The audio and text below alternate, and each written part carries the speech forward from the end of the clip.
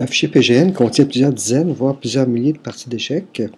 Ces parties sont bien identifiées par des crochets dans lesquels on retrouve ce qu'on appelle une caractéristique et une valeur de cette caractéristique-là.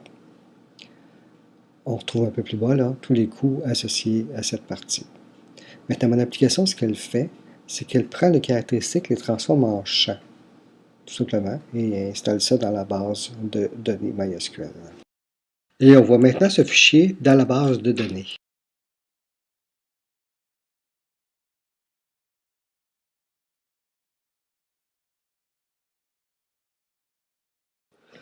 À l'aide de PHP-MyAdmin, on va créer une base de données. Je l'appelle PGN. Je la crée et on va créer une table dans cette base de données. Je l'appelle partie. Elle va contenir 3 champs.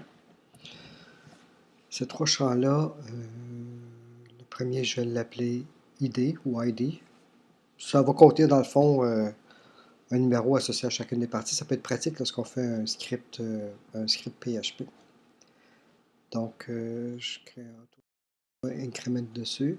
Un deuxième nom de champ qui s'appelle fichier, qui va contenir dans le fond le nom du fichier que j'importe. Donc ça permet de garder des traces des fichiers que j'ai importés. Et le troisième champ qui est tout simplement moves, qui va contenir dans le fond les coups joués dans chacune des parties. Et je sauvegarde tout ça. Ma base de données est créée. Elle est évidemment vide. Il n'y a pas d'éléments actuellement à l'intérieur de ma base de données. Voilà. Sur mon serveur web, j'ai créé un dossier qui s'appelle collection PGN, à l'intérieur duquel j'ai un dossier PGN qui contient, dans le fond, tous les fichiers que je désire importer, au moins temporairement. Et le fichier PGN to MySQL, c'est tout simplement le fichier principal, celui qui va me permettre de faire l'importation en question. Assez grossièrement, je vais vous expliquer le fichier PGN to MySQL. D'abord, on est à la version 0.1. Et vous pouvez l'utiliser librement comme vous le désirez. N'oubliez pas de me citer cependant si jamais vous l'utilisez. Vous pouvez me joindre si vous avez des problèmes à jobin.gmail.com. Deux lignes importantes ici, la façon de vous connecter à votre base de données. Vous voyez que dans mon cas, je suis en local, donc je prends le mot de passe et la base de données en question PGN. La table, ici, je l'ai appelée partie. On a vu quand on a créé la base de données que je l'avais appelée partie. Ça peut être intéressant d'avoir plusieurs tables, par exemple une table pour vos études, une table pour les problèmes, une table pour les finales, une table pour peut-être des joueurs, etc. Autre ligne hyper importante, c'est celle qui contient le nom du fichier en question. Donc, vous vous rappelez que j'avais un dossier PGN. C'est dans ce dossier-là qu'on va aller chercher les fichiers en question. Et voilà, donc ici c'est h12063.pgn. Je l'ai seulement réécrit dans cette ligne-là. Je devrais le faire pour chacun des fichiers, pour l'instant, en tout cas. Donc, par exemple, je pourrais importer d00.pgn parce qu'il est dans mon dossier PGN, on le voit bien. Je pourrais importer n'importe quel fichier. Je vais remettre le fichier que j'avais au début. Voilà. Et le restant, c'est tout simplement du PHP. Ceux qui s'intéressent à la programmation, vous pourrez voir un peu comment j'ai procédé. Une chose importante, cependant, importante, c'est la version 0.1. Éventuellement, je vais me permettre à l'utilisateur d'importer directement les fichiers sans être obligé de changer manuellement le fichier PGN to MySQL. Voyons comment tout cela fonctionne. Donc, du navigateur, je rentre l'adresse de mon serveur. On voit bien ici, pgn to mysql.php. Je suis en dessous de collection PGN. Je lance ça. Bang. Hop là, intéressant. Parce que là, on voit que j'ai des champs qui ne sont pas dans la table des champs qui correspondent aux caractéristiques du fichier PGN. Donc, ce que je dois faire, c'est copier-coller. Oui, ces champs-là viennent par défaut avec une longueur varchar 30, avec le type varchar et une longueur 30. Évidemment, dans certains cas, c'est absolument ridicule. Par exemple, echo, mettre ça à 30, c'est un peu long. Là. On pourrait mettre ça, le réduire de beaucoup, mettons 6, tout dépendant du code echo que vous utilisez. Même chose pour les rondes, etc. Mais en tout cas, l'idée, c'est de copier-coller ceci. Dans votre base de données, modifier votre base de données, donc je reviens avec SQL, je le copie, je colle le truc en question. Je vais faire une petite modification pour montrer ici, là, donc écho, je vais le mettre à une largeur de 6. J'accepte tout ça. Je pourrais changer ronde, etc. Je ne le ferai pas pour les besoins de la vidéo ici, là, mais vous pourrez le faire pour votre propre base de données. J'exécute. Et voici les champs ont été ajoutés à la base de données, ce qui est vraiment intéressant. Je reviens à mon navigateur web, j'actualise. Et maintenant, on voit que 10 parties provenant du fichier CEH 12063 ont été ajoutées. Tout va bien. On peut même vérifier. Dans mes parties, on voit un peu là ce que ça donne. On les affiche et on voit que tout est bien installé. On voit même que les champs event, site, date, round sont bien là. On va modifier maintenant notre fichier source. On va changer le nom du fichier. On va mettre nato.pgn parce qu'on sait qu'il existe dans notre dossier PGN. Je sauvegarde. J'actualise.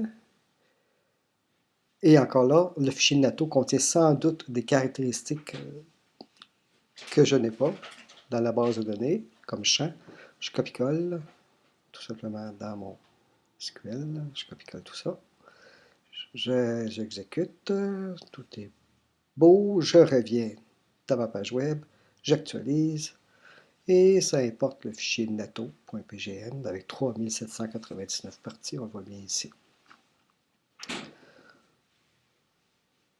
Voilà, j'affiche et on voit bien que je suis rendu à 3807 parties dans la base de données.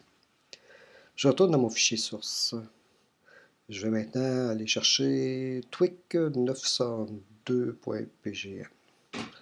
Donc, je vais écrire à place de nato twig 902.pgn. Je sauvegarde. J'actualise. Ah, mon fichier twig contient aussi des champs qui ne sont pas dans la base de données.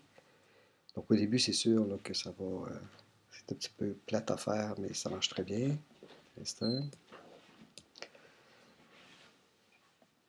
Voilà, je retourne, j'actualise et on voit que le fichier contient 2240 parties. Je retourne dans mon fichier source, je modifie avec 903.pgn, je sauvegarde, j'actualise ma page web, 1236 parties viennent d'être importées, je retourne dans mon fichier source, je vais utiliser tartacover.pgn. Je vais juste écrire tartacover.pgn. Tout est parti de Savielli Tartacover. Voilà. J'actualise. Bon, oh, il y a deux champs qui n'existaient pas. Voyez-vous le champ Fen et le champ Setup. Je copie-colle tout ça. Dans ma base de données, je modifie ma base de données dans le fond. Voilà. Je vais changer le 30 de longueur vers quart pour Fen. Je vais mettre ça à 70 parce que c'est long ce champ-là d'habitude. Ça prend plus que 30 espaces. J'actualise, tout est beau. Je retourne dans ma page web. J'actualise tout ça.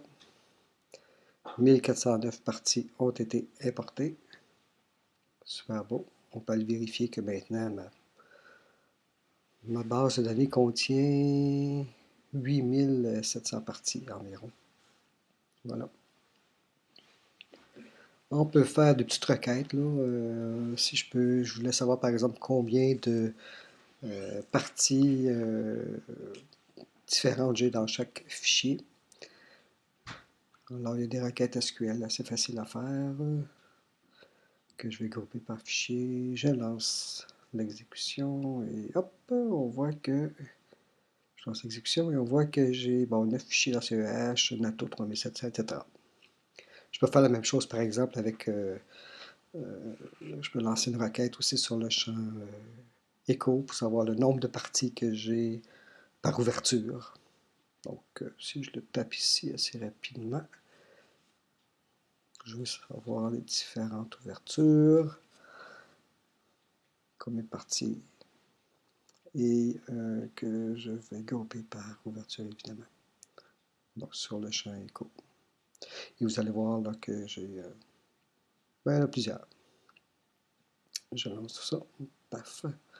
Et voilà, donc on voit même que j'ai 5 parties dans la base de données qui n'ont pas de champ, qui ne sont pas identifiées par une ouverture. Donc je pourrais les rechercher, les corriger, enfin modifier ces champs-là pour rendre ma base plus jolie.